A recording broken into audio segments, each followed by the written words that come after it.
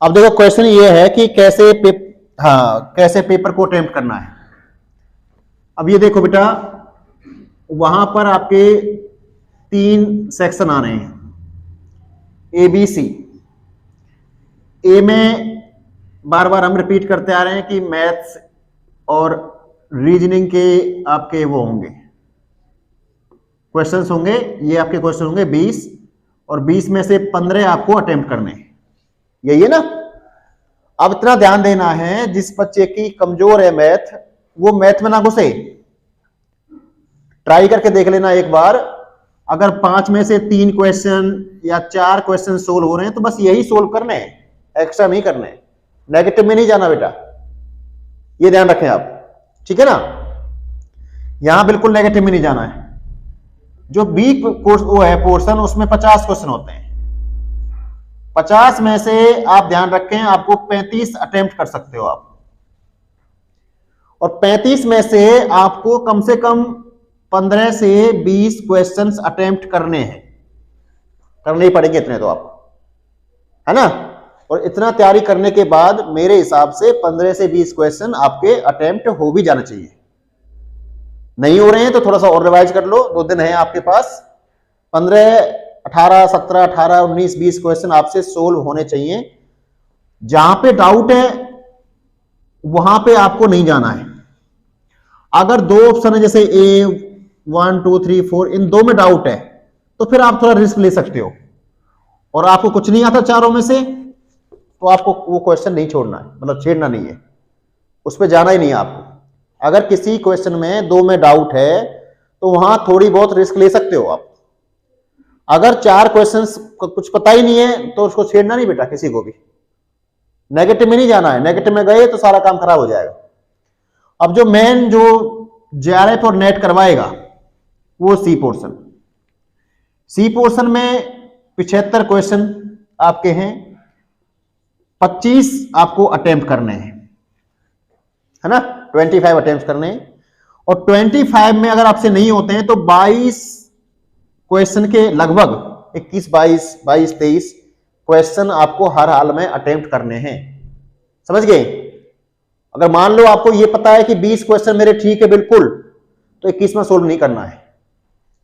अगर आपको ये पता है कि 20 क्वेश्चन आपके बिल्कुल ठीक हैं, तो 20 को जब 4 से मल्टीप्लाई करते हैं तो 80 नंबर होते हैं, और 30, 25, 30 नंबर यहां से हो जाएंगे, तो हो गए वो लगभग 105, 110, और 4, 5, 10 नंबर यहां से, तो बात बनेगी। तो कैलकुलेट कर लेना, अगर आपके बिल्कुल ठीक ठीक 125 नंबर के आसपास बन रहे हैं तो आपको बिल्कुल नेगेटिव में नहीं जाना है। और आपके नंबर ही बन रहे हैं तीनों को मिला के टोटल 110, तो फिर आप रिस्क लो, यहां पे लो, 22वां 23वां क्वेश्चन सोल्व करो, या यहां पे सोल्व करो 21वां 20वां जो भी है, या 1-2 क्वेश्चन यहां सोल्व करो, लेकिन आपको 125 नंबर तक ठीक ठीक पहुंचना है, समझ गए ना।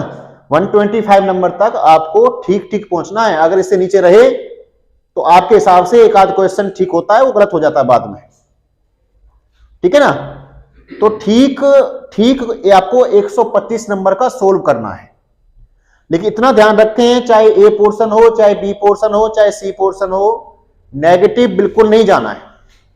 अगर आपको 22 क्वेश्चन सोल्व आते हैं सी पोर्शन में, तो 22 ही क्वेश्चन सोल्व करने, वहां पे ईगो नहीं करना है, मेरे तो ये टॉपिक पढ़ रखा है और मैंने ये देखना है, मैंने ये भी आता है मेरे पे, वो ईगो अपने माइंड में रखो साइड में। बड़े कूल माइंड से बैठ के 25 क्वेश्चन आपको सोल्व नहीं हो रहे हैं, अगर 23 क्वेश्चन बिल्कुल ठीक है तो 24वां नहीं छेड़ना है।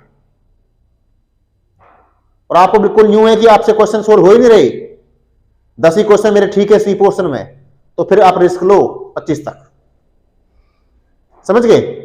अगर आपको लगे कि मुझे तो सिर्फ 10 क्वेश्चन आते हैं ठीक ठीक 75 में से, तो आपको फिर रिस्क लेना है।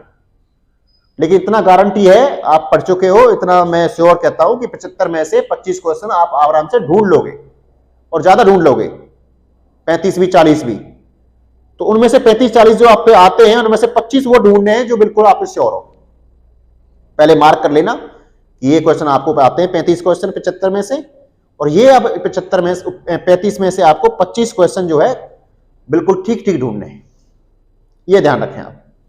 और जो मेरा तजुर्बा कहता है, आज मैं जो बताता हूं बच्चों को, जो 75 क्वेश्चन है 1 से 75 तक, तो पीछे स्टार्ट करो 75, 74, 73।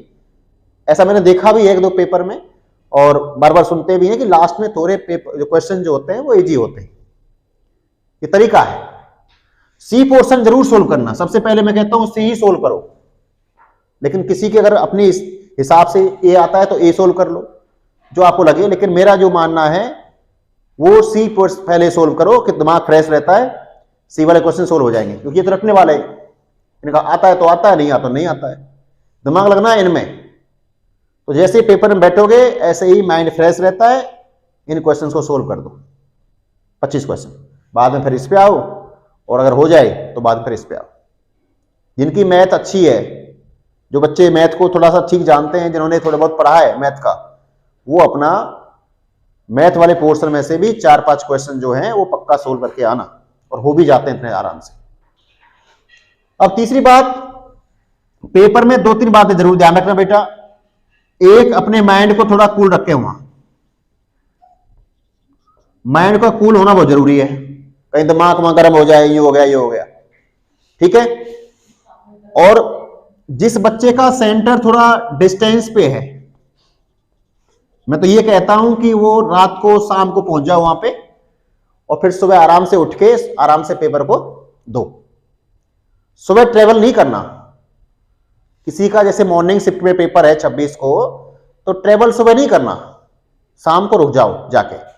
घंटे की आध घंटे की ट्रेवलिंग हो तो बहुत है, मान लो किसी का नोएडा है, किसी का करनाल है, तो फिर शाम को जाके पहुंच जाओ, आराम से रुको, सुबह पेपर दो आराम से। एक तो ये, उससे माइंड कूल रहेगा।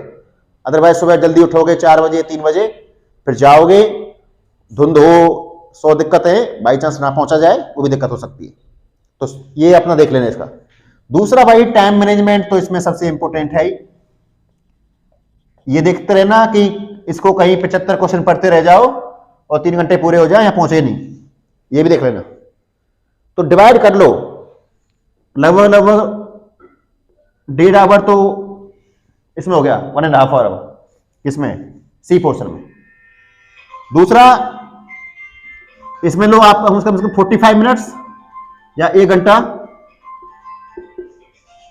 और आध घंटा फिर इसमें लो आप, ठीक है ना। कट कर दो।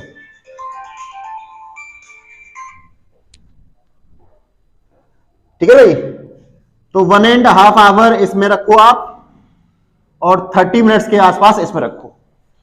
जिसको ये नहीं करे जो सोल्व, इस 1 घंटे को यहां ले आओ, आध घंटे को 2 घंटा इसमें कर लो, ठीक है। मान लो किसी को मैथ बिल्कुल नहीं आता, वो चाहता ही नहीं मैं सोल्व करूं मैथ वाले पोर्शन को, तो 1.5 की जगह 2 घंटे यहां लगाओ और 1 घंटा यहां लगाओ। जैसे अंकित का है, अंकित को मैथ थोड़ा बहुत आता है, तो अपना आध घंटा 20 मिनट इसमें लगाना, 5-6 क्वेश्चन 10 क्वेश्चन इसमें सोल्व हो जाए, बहुत अच्छी बात है, बहुत इजी हो जाएगा जेआरएफ करना फिर, ठीक है। लेकिन 125 नंबर आपको आने चाहिए, तब जेआरएफ होगा, ये आप ध्यान रखें। तो सबसे इंपॉर्टेंट बात बेटा, टाइम का मैनेज करना। दूसरा, माइंड को अपना थोड़ा सा शांत रखना, ज्यादा उसमें नहीं आना है कि भाई हाँ ये है, और सुबह थोड़ा खा पी के जाना।